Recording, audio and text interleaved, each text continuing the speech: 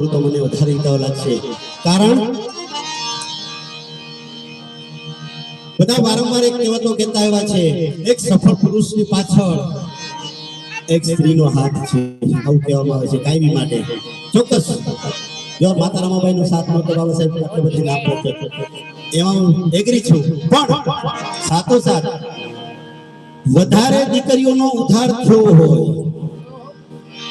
વધારેમાં વધારે સ્ત્રીનો જો ઉદ્ધાર થયો હોય, એની પાછળ એક પુરુષનો સહકાર છે.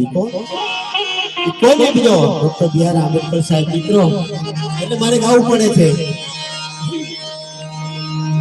આપણી સમાજમાં અને ઘણી બધા સમાજોમાં એક દહેજ પ્રથા હાલી મળી છે સાહેબ. અમે ઘણી જગ્યાએ રજૂઆત કરીએ કે સાહેબ આ દહેજ પ્રથા સાઈડમાં રાખો તો એમ કે સાહેબ દીકરીનો બાપ બહુ ગરીબ. એટલે ભાઈ ગરીબ તો બધા દુનિયામાં છે, બાબા સાહેબ ગરીબ જ હતા. બાબા સાહેબ એક ગરીબ કુટુંબમાં હતા. મિત્રો જો એને નાણાકીય સહાય ન નડી હોય તો મિત્રો આપણને ન નડવી જોઈએ, મારો કહેવાનો અર્થ એવો છે. એટલે આપણા જુનાગઢના મુરદાસ બાપુ એવું લખતા હોય, એ દીકરી કે છે, જેમ અમારા બેની રજૂઆત કરી, દીકરીની એક વેદના મુરદાસ બાપુએ ગાઈ છે.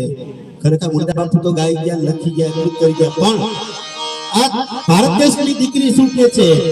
દીકરી કે છે, એ સાંભળો માવતર, અંગનો વેચો મારું,